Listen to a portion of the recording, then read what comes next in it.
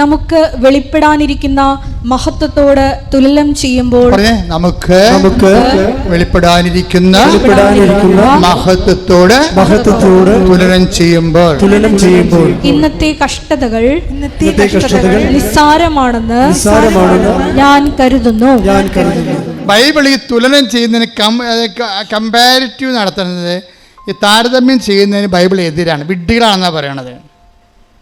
താരതമ്യം ചെയ്യാൻ ആൾക്കാർ ഭൗതികമായ വിഷയങ്ങളെ മാനദണ്ഡങ്ങളെ വെച്ച് താരതമ്യം ചെയ്യരുത്. 2 Corinthians 10:12 ആത്മപ്രശംസ നടത്തുന്നവരുടെ ഗണത്തിൽപ്പെടാനോ ആത്മപ്രശംസ നടത്തുന്നവരുടെ ഗണത്തിൽപ്പെടാനോ ഞങ്ങളെ അവരോട് താരതമ്യം ചെയ്യാനോ ഞങ്ങൾ തുനിയുന്നില്ല. പരസ്പരം അളക്കാനും തുലനം ചെയ്യാനും സാഹസപ്പെടുന്ന വിഡ്ഢികളാണ് അവർ. അപ്പൊ പരസ്പരം അളക്കുകയും തുലനം ചെയ്യുകയും ചെയ്യുന്നവര്. ഇപ്പൊ തുലനം ചെയ്യുന്നതിനെ കുറിച്ച് ഇപ്പൊ നിങ്ങൾ പറയത്തില്ലേ, ഞാനോ വലുത് നീയോ വലുത്. അതുപോലെ തന്നെ വീടുകൾ തമ്മിൽ തുലനം ചെയ്യും, കാറുകൾ തമ്മിൽ തുലനം ചെയ്യും. നിങ്ങൾ ഉടമ്പടി എടുക്കുകയും ജഡിക മനുഷ്യരായി തുടരുകയും ചെയ്യും. അതുകൊണ്ടാണ് ക്രിസ്തുവിന് നിങ്ങൾക്കൊന്നും ചെയ്യാൻ പറ്റാവുന്നത്. കാര്യം എന്താണ്? പരസ്പരം ജഡിക മനുഷ്യരാണോ അല്ലയോ എന്നറിയണമെങ്കിൽ നിങ്ങളെ ശരിക്കും പേര് കെട്ട വായി നോക്കികളായിരിക്കും. ശരിക്കും പറഞ്ഞാൽ വായി നോക്കികളെന്ന് പറഞ്ഞു കഴിഞ്ഞാൽ ഈ അണിനെ പിടിൻ്റെ മുഖത്ത് നോക്കണമല്ല. പുറത്തിറങ്ങിയ നിങ്ങളുടെ അടുത്തുള്ള വീടൊക്കെ എത്ര നിലയുണ്ട്, അവിടെ വീട്ടിൽ ചെല്ലുമ്പോൾ എത്ര മുറിയുണ്ട്, അവിടെ കാർ ഏത് കമ്പനിയാണ് എന്നൊക്കെ നോക്കണം. അതാണ് വായി നോട്ടം എന്ന് പറയുന്നത്. ഇനി വായി നാറ്റം എന്നും പറഞ്ഞ സാധനമുണ്ട്. പല്ല് തേക്കാതെ നടക്കണ വായിക്കല്ല. എന്ത് പറഞ്ഞാലും ആൾക്കാരുടെ കുറ്റം പറയണ വായി നാറ്റം എന്ന് പറയണ. ഈ ഉടമ്പടി എടുത്തിട്ട് വായി നോട്ടവും വായി നാറ്റവും ഉണ്ടെങ്കിൽ കുറച്ച് താമസിക്കും ഈ ഉടമ്പടി റൈപ്പായി എടുക്കാൻ. കാര്യം നിങ്ങൾ ജഡിക മനുഷ്യരാണെന്ന് ദൈവം പറയും. കാര്യം നിങ്ങൾ തുലനം ചെയ്യുന്നു. ഇപ്പം നിങ്ങൾ കെട്ടിയെടുത്ത് കാനഡയിൽ പോകാൻ പോണത് ആൻറ്റിയുടെ മക്കൾ പോയത് കൊണ്ടല്ലേ. അവർ മര്യാദയ്ക്ക് എവിടെയെങ്കിലും ഉദ്യോഗസ്ഥം മേടിച്ചെങ്കിൽ അത് നിങ്ങൾ പോകത്തില്ല. അവർ 10 പുത്തം കൊണ്ടുവന്ന് കഴിയുമ്പോൾ അവരെയും നിങ്ങളുടെ കയ്യിൽ അഭ്യാസം കാണിക്കും. വലിയ ആവശ്യമില്ലെങ്കിലും വലിയ വീടൊക്കെ ഉണ്ടാക്കും. അപ്പോൾ പിന്നെ നാട്ടുകാർ നോക്കുമ്പോൾ നിങ്ങളുടെ വീടാണെന്ന് ആ വീട്ടിൽ കയറി ഞങ്ങൾ നിങ്ങളുടെ വീടാണെന്ന് വിചാരിച്ച് അവിടെ പോയെന്ന് പറയും. വല്ല കാര്യമുണ്ടാ? പിന്നെ നിങ്ങൾ അവിടെ നിർത്തിക്കൊണ്ട് അവിടെ തന്തയ്ക്ക് വിളിക്കും. അപ്പോൾ ഉടമ്പടി പഴയ മനുഷ്യരായിട്ട് തുടരുന്ന ഒത്തിരി ആൾക്കാരുണ്ട്. ഉടമ്പടി പുതുക്കുന്നതിൻ്റെ ഉദ്ദേശിക്കുക എന്ന് പറയുന്നത് നിങ്ങൾ ആ പേപ്പർ കൊണ്ടൊന്ന് ടിക്ക് ചെയ്യുന്നതല്ല ഉദ്ദേശിക്കുന്നത്.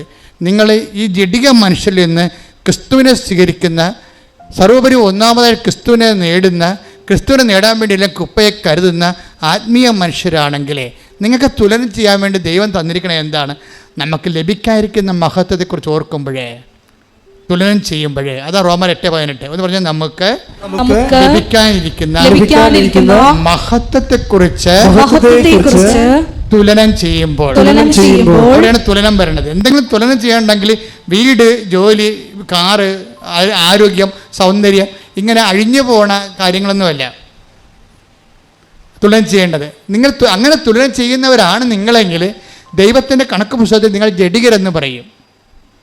ജഡാത്മാവിനെ, ഇപ്പം ദൈവാത്മാവിനെ നയിക്കപ്പെടുന്നവർ റോമ 8:14 അനുസരിച്ചുകൊണ്ട് ദൈവത്തിൻ്റെ മക്കളാണെങ്കിൽ തീർച്ചയായിട്ടും ലോകാത്മാവിനെ നയിക്കപ്പെടുന്നവർ ലോകത്തിൻ്റെ സന്തതികളാണ്. ലോകത്തിൻ്റെ സന്തതികളാണെങ്കിൽ കവനൻ്റ് ചെയ്തെന്ന് പറഞ്ഞാൽ പോലും,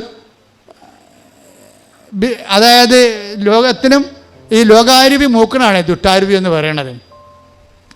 നിനക്കറിയാലോ, ഒരിക്കലും ഡയറക്റ്റായിട്ട് ദുഷ്ടാരുവി നമ്മളിലേക്ക് വരത്തില്ല. കാര്യം നമുക്ക് ജ്ഞാനസ്ഥാനം, കുംഭസാരം, കുർബാനം, കൂദാശ ജീവിതമൊക്കെ ഉള്ളതാണല്ലോ. അതുകൊണ്ട് ഡയറക്റ്റായിട്ട് ദുഷ്ടാരുവി കയറി പിടിക്കത്തില്ല. പക്ഷേ ദുഷ്ടാരുവി അവിടെ ഒരു തന്ത്രം കാണിക്കുകയാണ് ചെയ്യണത്. എന്താ വെച്ചാൽ ലോകാരുവിയെ കൊണ്ടുവന്ന് ആദ്യം പോസ്റ്റ് ഇടും. അവനെ പോസ്റ്റ് ഇടുന്നത് എന്താണ്? ലോകാരുവിയെ കൊണ്ടുവന്ന് പോസ്റ്റ് ഇടും.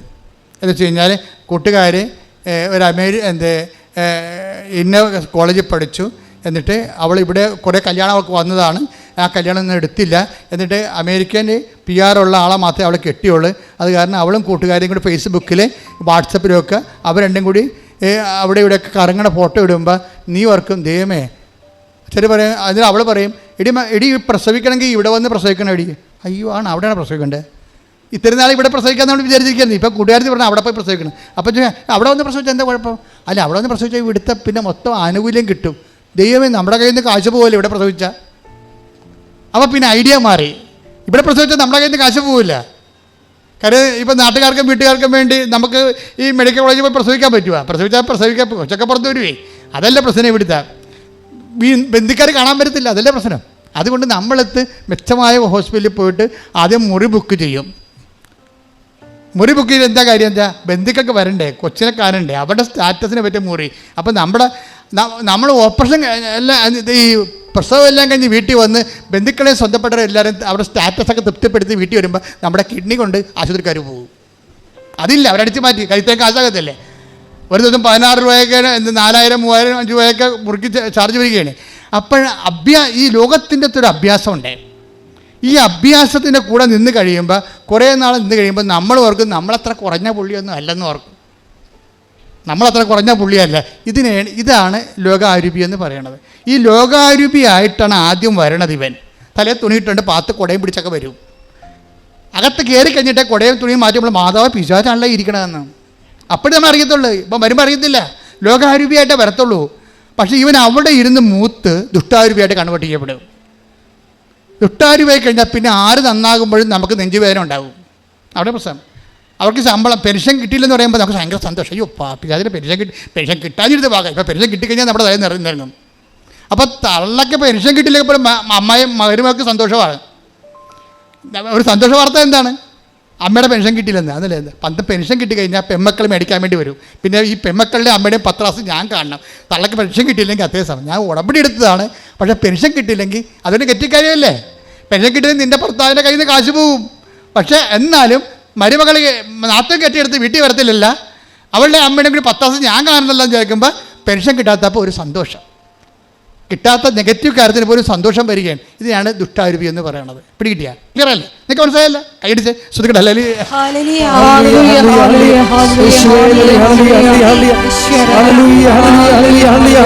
പരിശുദ്ധ പരമ ദിവ്യകാരുണ്യത്തിന്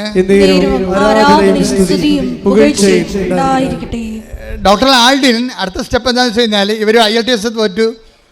അത് കഴിഞ്ഞ് ആരോ പറഞ്ഞു OITക്ക് പോകാൻ. OIT നേഴ്സുമാർ പോണതാണ്, ഡോക്ടർമാർ പോണതല്ല ശരിക്കും പറഞ്ഞു. അവരവിടെ കുറഞ്ഞാലും ശരി, ഇത് കിട്ടിയാവുന്ന പോകാമില്ല എന്ന് വിചാരിച്ചുകൊണ്ട് അതിന് പോയെങ്കിലും അതിനും തോറ്റു. ഒരു MBBSകാർ OITക്ക് നോക്കേണ്ട ഒരു സിറ്റുവേഷൻ ഒന്ന് ചിന്തിച്ച് നോക്കിയാൽ അവർക്ക് എന്തുമാത്രം വിഷമം ഉണ്ടാകും, എന്തുമാത്രം പ്രയാസം ഉണ്ടാകും. തോറ്റു. പക്ഷേ ആളിനൊരു ഗുണമുണ്ട്. എന്ത് തോറ്റെന്ന് പറഞ്ഞാലും ആധ്യാത്മികമായിട്ട് ഇവൾ തോക്കത്തില്ല. അവളും ഭർത്താവും കൂടി ഓൺലൈനിൽ ജപമാല ചെല്ലും. തോറ്റ ദിവസം ആയാലും ശരി സന്തോഷത്തോടെ ജപമാല ചെല്ലും. തോറ്റാലും നമ്മളെപ്പോഴും ഓർക്കേണ്ടത് ഈ ക്രിസ്തുവിനെ മുറുകെ പിടിക്കുന്ന ആൾക്കാർക്ക് തോൽവിയില്ല. അവിടെയാണ് വിഷയം വരുന്നത്. ക്രിസ്തു കൂടെ ഇല്ലെങ്കിലാണ് ഇതെല്ലാം തോൽവിയായിട്ട് വരണത്. പിന്നെ നിരാശയായി ചിലപ്പോൾ കെട്ടിത്തൂങ്ങിയെന്ന് വരും.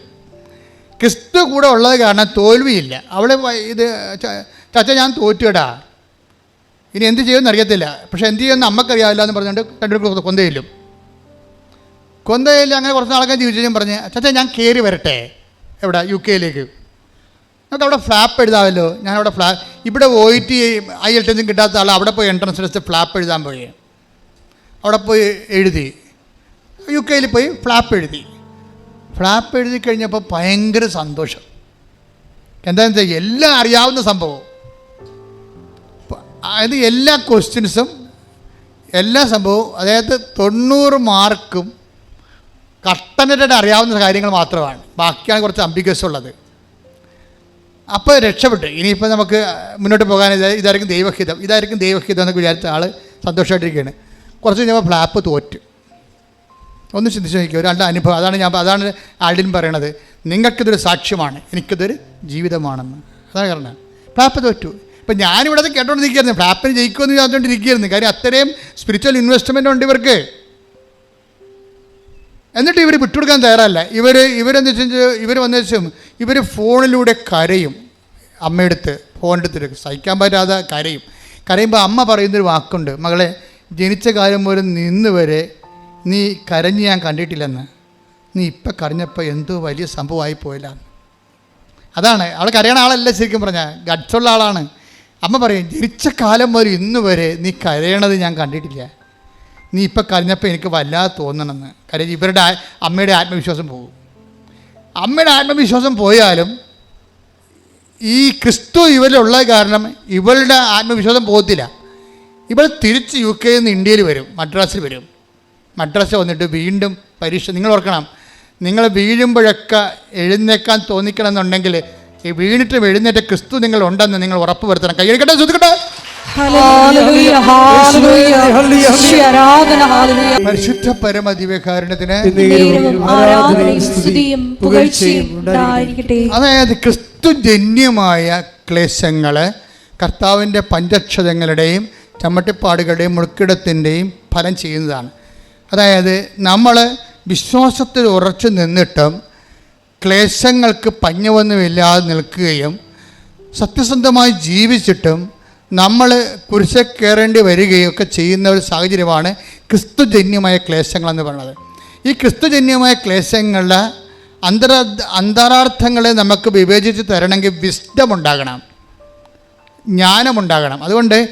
അതുകൊണ്ട് ആ ജ്ഞാനമെന്ന് പറയണത് ഇപ്പം സംഭവിക്കുന്നത് എന്താണെന്നുള്ളത് അറിവാണ്, എന്തിനാണെന്നുള്ളതാണ് ജ്ഞാനം. മനസ്സിലായില്ലേ? അത് പരിശുദ്ധാത്മാവാണ് നമുക്ക് പറഞ്ഞു തരേണ്ടത്. സംഭവിക്കണത് എന്താണെന്നറിയാം, അത് അറിവാണ്. അറിവ് കൂടിക്കഴിഞ്ഞാൽ ആത്മഹത്യ ചെയ്യും, അത്രേ ഉള്ളൂ.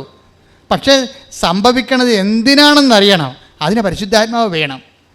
അപ്പോൾ ഇവൾക്ക് പരിശുദ്ധാത്മാവ് ഇത്തിരി കൂടുതൽ പ്രവർത്തിക്കാൻ പറ്റിയ ഫോർമാറ്റാണ് ഇവളിലുള്ളത്. അതുകൊണ്ടാണ് ഇവൾ പതറാത്തത്. അവൾ കരഞ്ഞു എന്നുള്ള കാര്യം അവളുടെ അമ്മയെടുത്ത് കരഞ്ഞത് നിസ്സാര കാര്യമാണ്. അവൾക്ക് സങ്കടം സഹിക്കാൻ ഒരാരും കരഞ്ഞില്ല, അവളുടെ അമ്മയെടുത്ത് കരഞ്ഞു, അത് ഇറ്റ്സ് ഓക്കെ.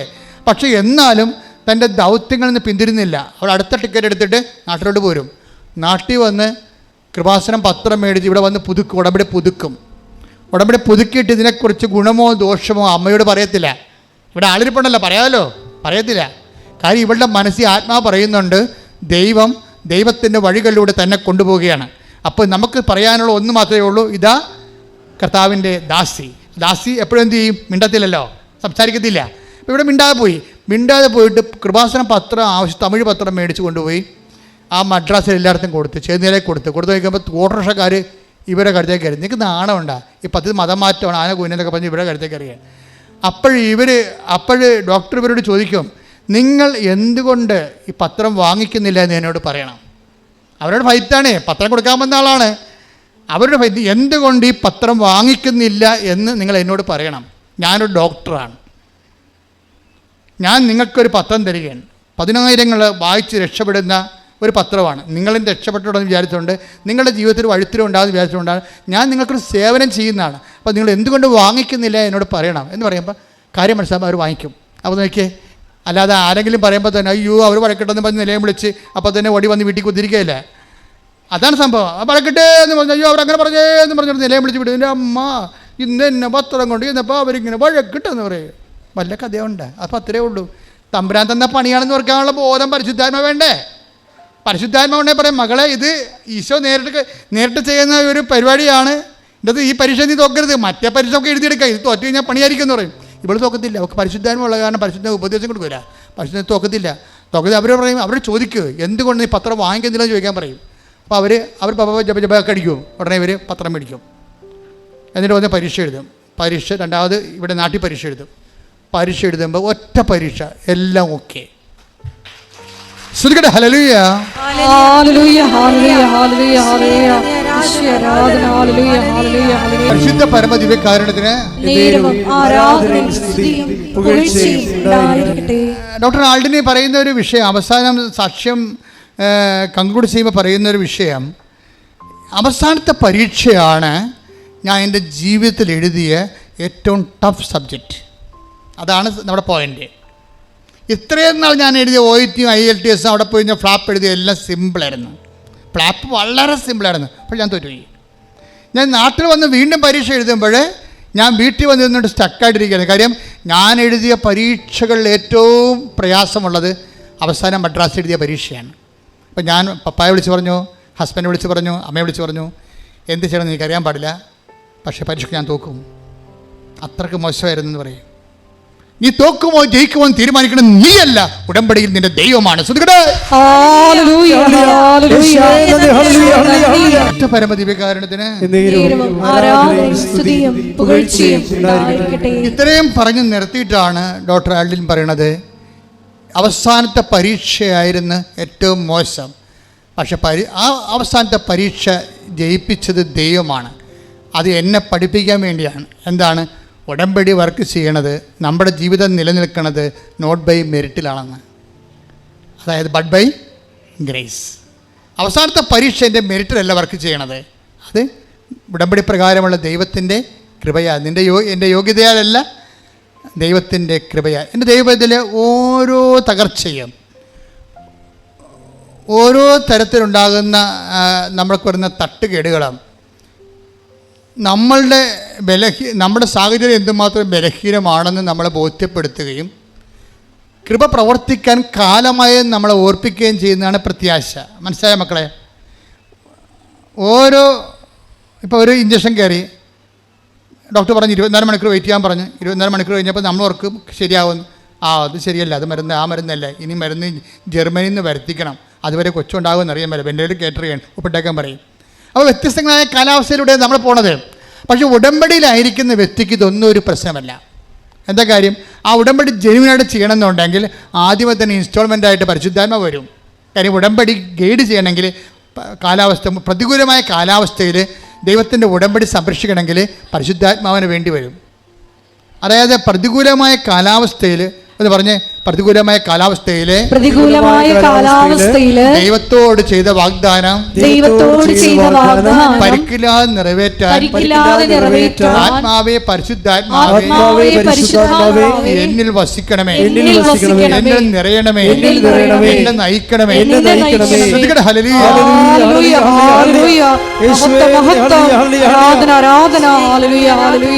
വിശുദ്ധ പരമദിവ്യകാരുണ്യത്തിന്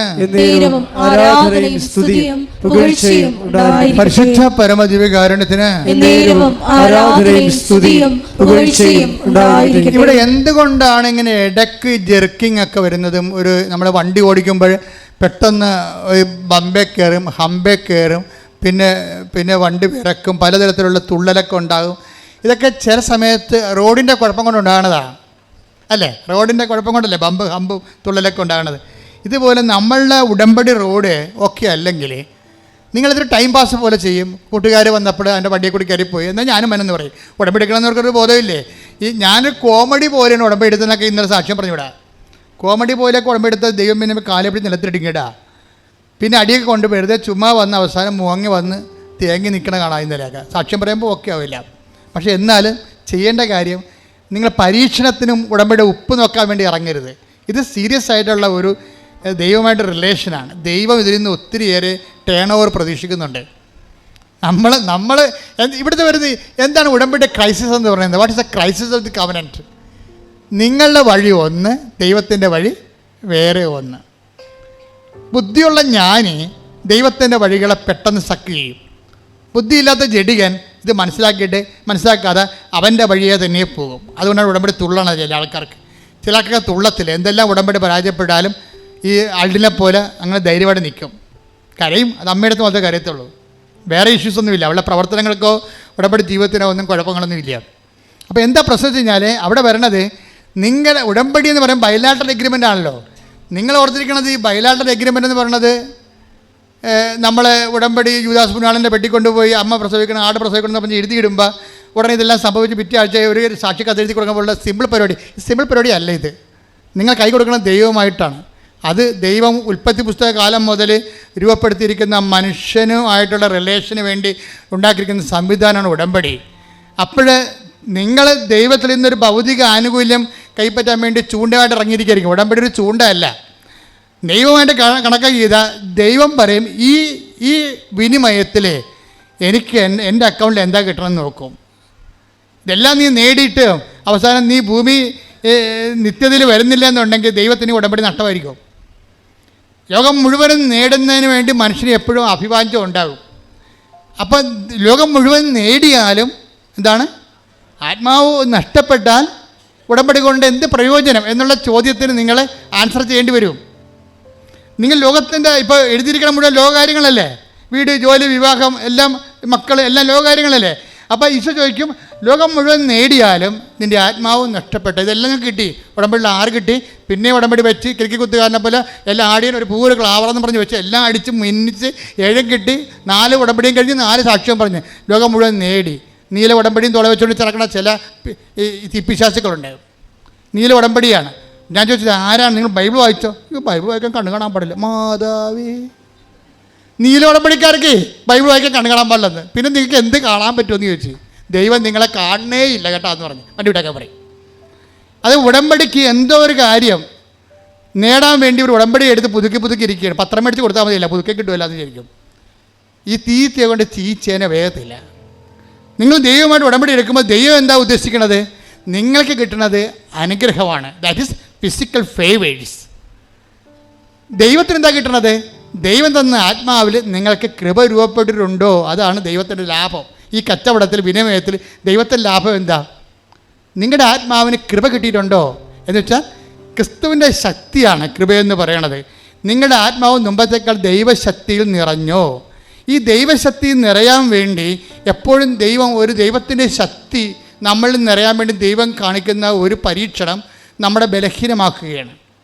മനസ്സിലായില്ലേ? നമ്മളെ ബലഹീനമാക്കുകയാണ്. അതുകൊണ്ടാണ് നമ്മൾ ബലഹീനമാകണത് പലപ്പോഴും. അതുകൊണ്ടാണ് 2 കൊരിന്ത്യർ 12:9 ബലഹീനതയിലാണ് പറഞ്ഞേ, ബലഹീനതയിലാണ് ദൈവത്തിന്റെ ശക്തി പ്രകടമാകണത്. അപ്പൊ ആത്മാവ് കൃപ ധരിക്കണത് എപ്പോഴും നമ്മുടെ ബലഹീനതയിലായിരിക്കും, ഭൗതികമായ ലോസിലായിരിക്കും, ഭൗതിക നേട്ടത്തിലല്ല. അത് തന്നെ ദൈവത്തിന് വിശ്വസിക്കാൻ പറ്റുന്ന 30 മേനി 60 മേനിയിലൊക്കെ പോകുന്ന ആൾക്കാരുണ്ടെങ്കിൽ അവൾക്ക് പരാജയപ്പെടാൻ ദൈവം അനുവദിക്കും. എന്താ കാര്യം? ഭൗതികമായ കോട്ടങ്ങൾ ഉണ്ടായി കഴിയുമ്പോൾ അവർ ബലഹീനമാകും. അവർ ദൈവത്തിൽ ആശ്രയിച്ചിട്ട് ദൈവത്തിൻ്റെ ശക്തി ആവഹിക്കും.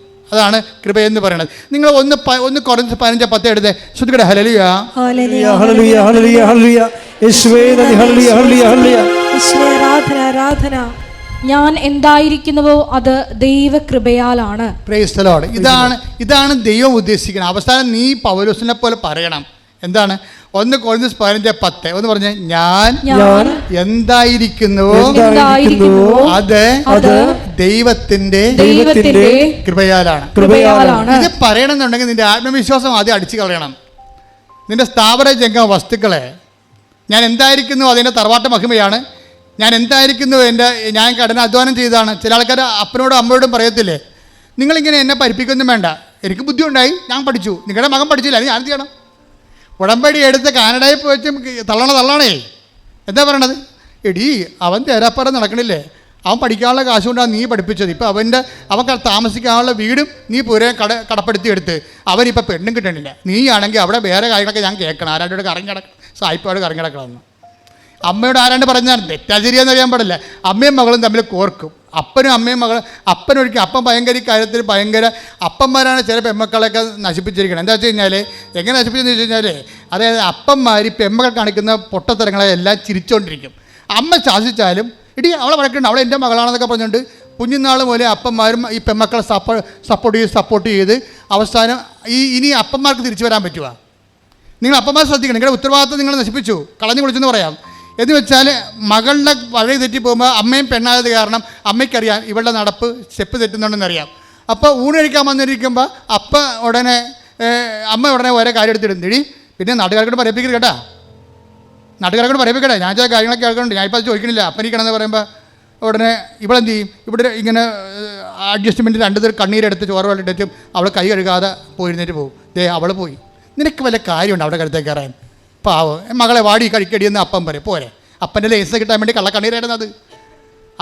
അവളുടെ തോന്നിയ വാസത്തിന് അപ്പൻ്റെ ലൈസൻസ് വാങ്ങിച്ച് അമ്മയെ അടിച്ച് പുറത്ത് കളയാൻ വേണ്ടിയുള്ള പ്രകൃതം കാണിച്ചിരിക്കുന്നത്. അതിന് അപ്പം കൂട്ടി നിൽക്കും. അപ്പോൾ അമ്മ അവിടെ നിസ്സഹായായി. അപ്പനും അമ്മയും കഴിഞ്ഞുള്ള ഈ അഭ്യാസം കാരണം ഇവളെന്ത് ചെയ്ത് ഇപ്പം എന്ത് ചെയ്ത് ആങ്ങൾക്ക് പെണ്ണുമില്ല, ജോലിയുമില്ല, അവരിങ്ങനെ മുടിയും വെള്ളത്തിൽ കഞ്ചാവും അടിച്ച് നടക്കുകയാണ്. കാര്യം എന്താ കുറിച്ചൊരു കാര്യമുണ്ടാ? ഈ അപ്പനും അമ്മയും ഈ പെങ്ങളും കൂടി അവൻ്റെ ജീവിതം നശിപ്പിച്ചിരിക്കുകയാണ്. അവനിപ്പോൾ 10-35 വയസ്സായി. പെണ്ണ് കിട്ടുമ്പോൾ ചെറുക്കൻ എന്താ ജോലി? വീട് സ്ഥലവും മകളുടെ ജോലിന് വേണ്ടി വിദ്യാഭ്യാസത്തിന് വീട് വെച്ചിരിക്കുകയാണ്. ആരടക്കും? അവളടക്കണില്ല. കൂടുവന്ന് നശിപ്പിച്ച് കളഞ്ഞു. ഈ ആൾക്കാരും വന്ന് ഉടമ്പടി എടുത്തിട്ടുണ്ടേ. ഈ ദുഷ്ട ഉദ്ദേശത്തിൽ ഉടമ്പടി എടുത്തിട്ടുണ്ടെങ്കിൽ ഉടമ്പടി വർക്കൗട്ട് ചെയ്യത്തില്ല. ചില മുട്ട പൊരുന്നാതെ ചീഞ്ഞു പോകത്തില്ല, അതുപോലെ ഉടമ്പടി ചീഞ്ഞു പോകും. കാര്യം എന്താ? നിങ്ങളുടെ കയ്യിരിപ്പ് ദൈവത്തിന് അറിയാം. അതുകൊണ്ട് ഉടമ്പടി എടുക്കുമ്പോൾ ദൈവം നോക്കണം. ദൈവം നോക്കണത് നിങ്ങളുടെ ഭൗതിക നേട്ടം നോക്കുന്നു. ദൈവം എന്ത് നോക്കുന്നു? നിങ്ങളുടെ കൃപയുണ്ടാകുമോ എന്ന് നോക്കുന്നു. കൃപയുണ്ടാകത്തില്ല വർഗമാണെന്നുണ്ടെങ്കിൽ ദൈവത്തോട് സഹകരിക്കാൻ തയ്യാറല്ല എന്തെങ്കിലും ഒരു ഫ്ലോപ്പ് വരുമ്പോൾ തന്നെ പ്രാർത്ഥന നിരക്കുന്ന പണ്ടാരമാണെങ്കിൽ ദൈവം ആ ചീട്ട് കീറും. നീ എങ്ങനെയും പോയി ജീവിച്ചോളാൻ പറയും. ഞാനിവിടെ പട്ടിക്കും കഴുതയ്ക്കും പൂച്ചക്കും എല്ലാം തീറ്റി കൊടുക്കുന്നുണ്ട്, അതുങ്ങളൊക്കെ പെറ്റ് പെരുകുന്നുണ്ട്, നീയും പെറ്റ് പെരുകും, നിനക്കും ജോലി കിട്ടും, പക്ഷെ നമ്മൾ തമ്മിൽ ബന്ധമൊന്നുമില്ലെന്ന് പറയും. എന്താ കാര്യം? നിത്യതയിൽ നിനക്ക് ഓഹരിയിലെന്നാണ്, കൃപയിലെന്നാണ്. നിനക്ക് അനുഗ്രഹമുണ്ട്, ദാറ്റ്സ് ഓക്കെ. അതിവിടെ അനുഗ്രഹം ആർക്കാ ഇല്ലാത്തത്? പി എസ് സിയിലെ ഒക്കെ ആൾക്കാർ കിട്ടുന്ന എല്ലാം ദൈവവിശ്വാസികളാണ്. നിങ്ങളവർക്കത് ഭൗതികമായൊരു നേട്ടത്തിന് വേണ്ടിയാണ് ദൈവം കസേര വിട്ടിരിക്കണമെന്ന് വിചാരിക്കരുത്. ദൈവം ഇത് വെച്ചുകൊണ്ട് നിങ്ങൾ കൃപ ഉൽപ്പാദിപ്പിക്കാൻ പറ്റുമോ? നിങ്ങളുടെ ആത്മാവിനെ പുണ്യപൂർണ്ണമാക്കിയതിന് ശേഷം നിത്യതയിൽ നിങ്ങൾക്ക് കർത്താവിൻ്റെ ഓഹരി കിട്ടുമോ? അതാണ് ദൈവത്തിൻ്റെ ലക്ഷ്യം. നിങ്ങളുടെ ലക്ഷ്യം എന്താണ്? ഭൗതികമായ നേട്ടമാണ്. ഇത് തമ്മിൽ സംഘർഷം ഇടയ്ക്ക് ഉണ്ടാകും. അപ്പോൾ അതുകൊണ്ട് നിങ്ങളെന്ത് ചെയ്യണം? ദൈവം നിങ്ങളെ ക്ലേശിപ്പിക്കും ചില സമയത്ത്. ആ ക്ലേശങ്ങളിൽ നിങ്ങളെപ്പോഴും പിടിച്ചു നിൽക്കണം. അപ്പം ദൈവം ഒരു 30 മേനിയായിട്ട് നിങ്ങളെ കണക്കാക്കും. അവസാനം നിങ്ങൾക്കറിയാവില്ല, ദൈവത്തിന് നിങ്ങളെ തോൽക്കുന്ന സ്ഥലത്ത് വെച്ച് ദൈവം നിങ്ങളെ പൊക്കി കൊണ്ടുവരും. എന്താ കാര്യം? ദൈവത്തിൽ ആശ്രയിക്കുന്ന തോക്കാൻ സമ്മതിക്കത്തില്ല ദൈവം. അതാണ് എൻ്റെ വിഷയം. നിങ്ങൾ നിങ്ങൾ എല്ലാവരും നിന്നെ കൈവിട്ട് തോക്കണം കണ്ടു കഴിഞ്ഞാൽ നിങ്ങൾ തന്നെ വിചാരിക്കും എൻ്റെ ജീവിതം ഗതി പോയി, എൻ്റെ വിധി ഇതാണെന്ന് പറയുമ്പോൾ ഈശോ പറയും നിൻ്റെ വിധി ഞാനാണെന്ന് പറയും, ഞാനാണ് തീരുമാനിക്കണമെന്ന് പറയും. കാരണം മരണം പ്രഖ്യാപിക്കാതെ ഉയർപ്പിൽ വിശ്വസിക്കാൻ പറ്റത്തില്ല. അവിടെ പ്രശ്നം മരണം. അപ്പോൾ ഞങ്ങൾ ഉയർപ്പിൽ വിശ്വസിക്കണം എന്ന് നമ്മൾ പറയുമ്പോൾ നിങ്ങൾക്കറിയാം, ക്രിസ്ത്യാനിറ്റിയിൽ വിശ്വസിക്കുക എന്ന് വെച്ച് കഴിഞ്ഞാൽ എന്തെങ്കിലും വിശ്വസിക്കുകയല്ല. യേശുക്രിസ്തു നമുക്ക് വേണ്ടി പാപത്തിന് വേണ്ടി മരിച്ചുവെന്നും അവൻ പരപിതാവ് ആ പരിഹാരം സ്വീകരിച്ചുകൊണ്ട് അവൻ്റെ നാമത്തെ മഹത്വപ്പെടുത്തിക്കൊണ്ട് അവനെ ഉയർപ്പിച്ചുവെന്നുമാണ് നാം വിശ്വസിക്കണത്. അവനെ വിശ്വസിക്കുന്ന, ഉയർപ്പിൽ വിശ്വസിക്കുന്ന കാരണം നമ്മൾ മരിക്കുകയില്ലെന്നും നമുക്ക് നിത്യജീവൻ കിട്ടുമെന്നാണ് നമ്മൾ വിശ്വസിക്കണത്. അങ്ങനെ വിശ്വസിക്കുമ്പോഴേ ക്രിസ്തുവിൻ്റെ ഉയർപ്പ് വിശ്വസിക്കണമെന്ന് നീ പറഞ്ഞാൽ ദൈവം അത് വരവ് വെക്കത്തില്ല. അവിടെയുടെ പ്രശ്നം. നീ ഞാനും പറയും വിശ്വാസ പ്രമാണം ചെല്ലും, എന്താ കുഴപ്പം? ഒരു പുസ്തകം മേടിച്ച് ചെല്ലിയാൽ മതിയാ, അതുകൊണ്ട് കഥയില്ല. നിൻ്റെ കയ്യിലൊക്കെ വിശ്വാസ പ്രമാണം പുസ്തകമില്ലേ? അത് നീ വിശ്വസിക്കുന്നുവെന്ന് പറയുമ്പോൾ ദൈവം ചോദിക്കേണ്ട ഒരു കാര്യമുണ്ട്, അവൻ്റെ മരണം പ്രഖ്യാപിച്ചിട്ടുണ്ടോ എന്ന് ചോദിക്കും. അവിടെയാണ് പ്രശ്നം. മരണം പ്രഖ്യാപിക്കാതെ, യേശുക്രിസ്തുവിൻ്റെ മരണം പ്രഖ്യാപിക്കാതെ സ്വന്തം സകലങ്ങളിൽ കർത്താവിൻ്റെ സകലത്തെ കണ്ടെത്തിക്കൊണ്ട് ദൈവത്തിൻ്റെ നാമത്തിലൂടെ മഹത്വത്തോടെ കൂട്ടുവെച്ചുകൊണ്ട് അത് കൃപയാക്കാത്ത ഒരു മരണപ്രഖ്യാപനവും ദൈവം അംഗീകരിക്കത്തില്ല.